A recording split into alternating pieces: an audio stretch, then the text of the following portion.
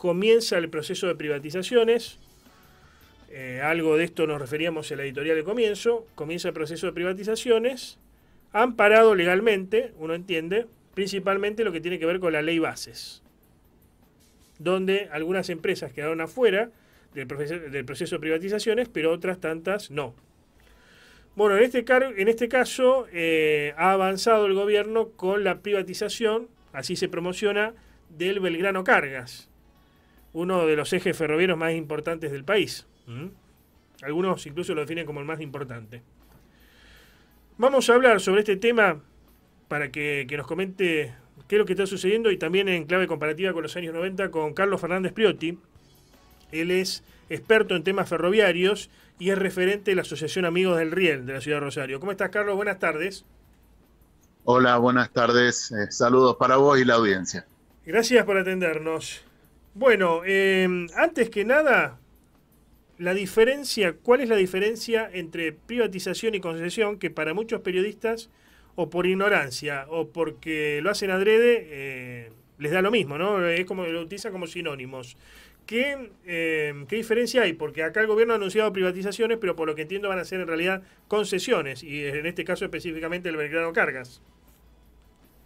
Efectivamente, lo que se está proponiendo ahora es una versión revisada, pero que en el fondo es lo mismo de lo que ya se realizó en los años 90, que es el concesionamiento, no privatización, de una parte del sistema ferroviario que en este momento está en manos del Estado, y hay que recordar que en este momento está en manos del Estado porque precisamente los concesionarios privados que operaban el servicio merced a las concesiones en los años 90 fueron retirándose del servicio o directamente fueron fulminados con una caducidad por errores gruesos, por falta de mantenimiento y por accidentes diversos que fueron teniendo.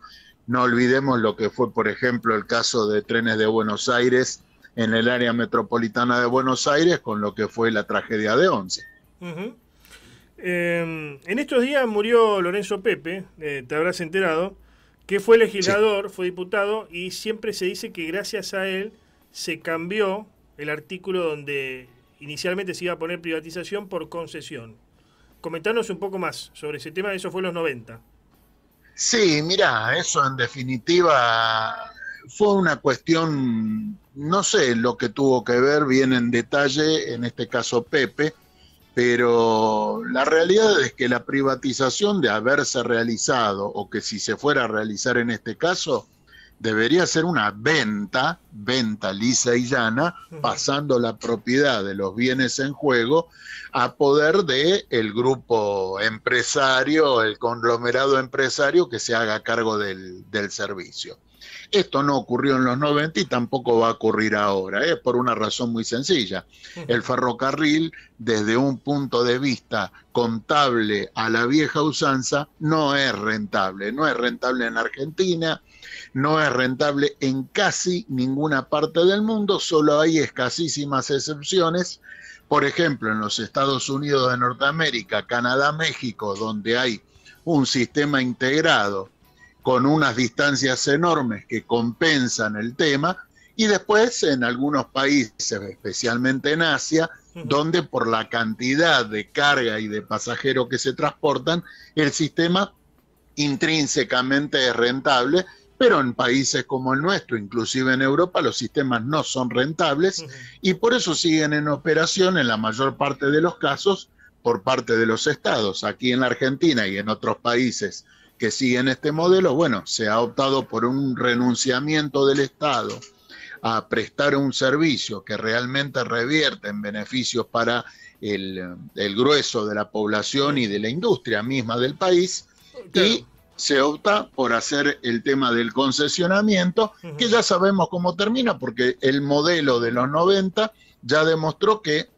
solamente funcionó en algunos casos y lisa y llanamente comiendo patrimonio, que es degradando la infraestructura que recibieron los concesionarios, y va a pasar exactamente ahora en este caso también. O sea, sintetizando y hablando en criollo, en el mundo, no solamente en Argentina, a los privados no les interesa el ferrocarril porque no les es rentable. Por eso se lo dejan al Estado. Así es.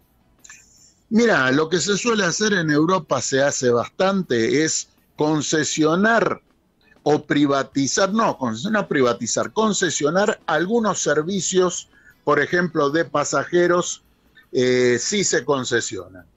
Pero la infraestructura, el manejo de la infraestructura básica, lo retiene el Estado porque asumen, y es correcto, que el servicio ferroviario es un patrimonio estratégico del país para abaratar su estructura de costos internos, cosa que aquí no tenemos en cuenta, y bueno, tenemos la estructura degenerada de costos, que significa que, por ejemplo, vamos a un caso que le llega a todo el mundo, el litro de nafta es más barato en Capital Federal, zona que no produce combustible, que en provincias del interior que producen combustible. Bueno, eso pasa por la degeneración del sistema de transporte y por el sistema que el transporte es intrínsecamente, el transporte interior en la Argentina es intrínsecamente mucho más caro que la media del resto del mundo.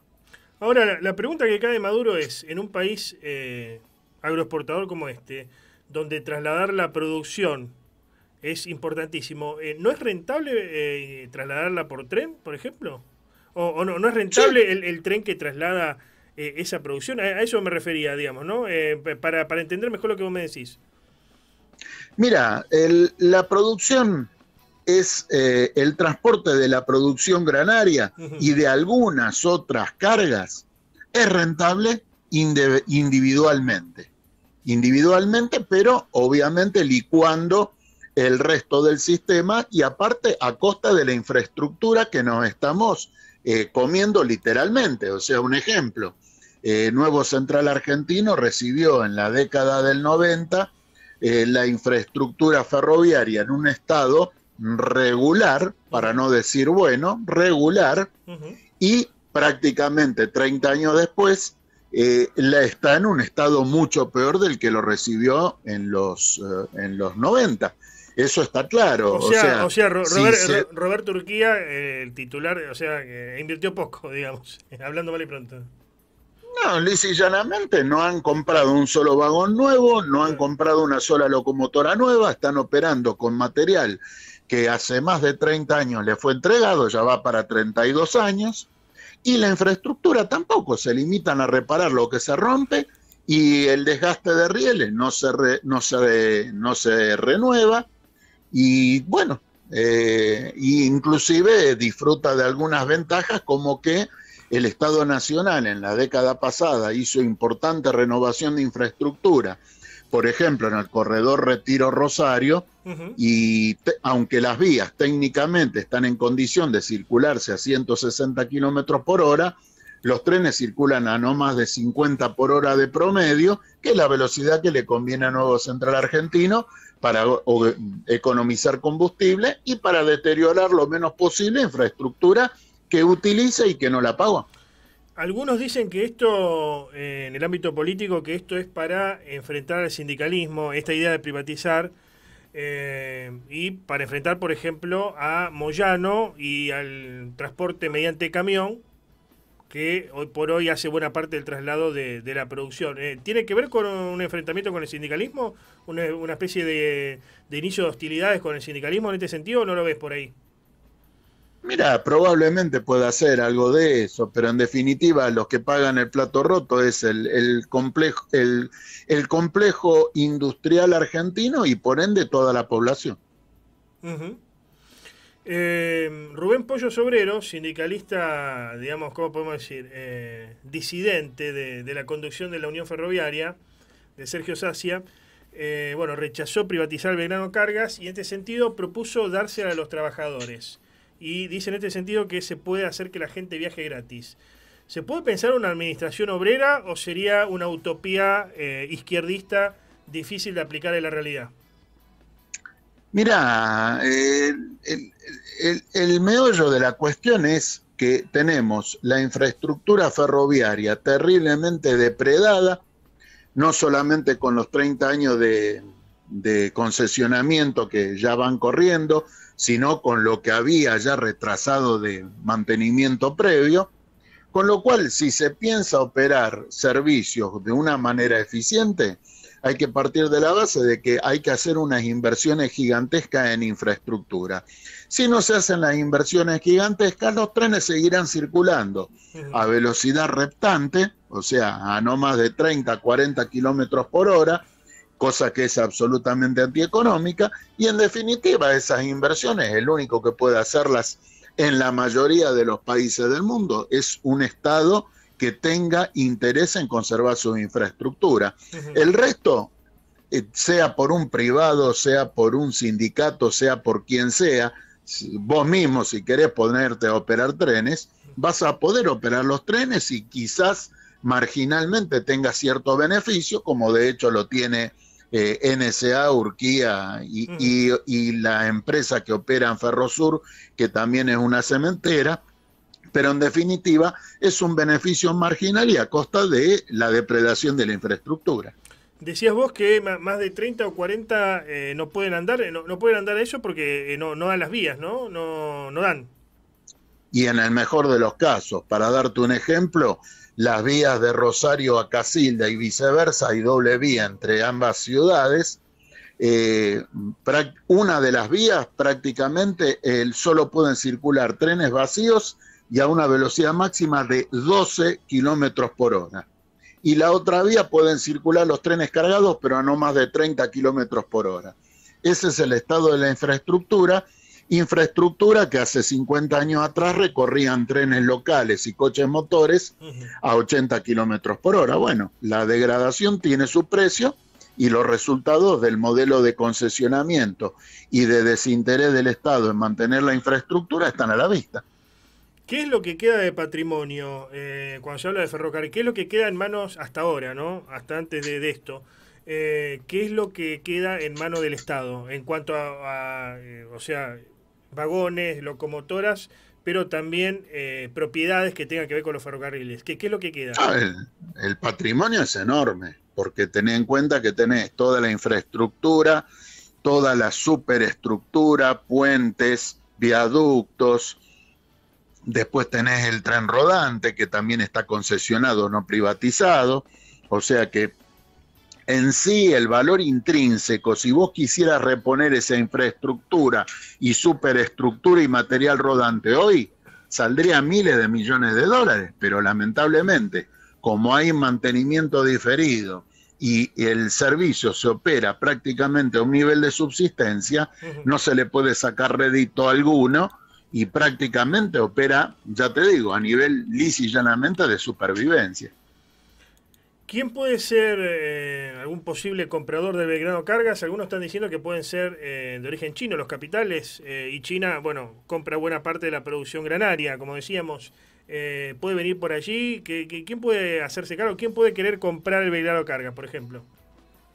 Insisto, esto no es una venta, es un concesionamiento. Perdón, ¿quién puede llegar a hacerse cargo mediante concesión? Bien explicado.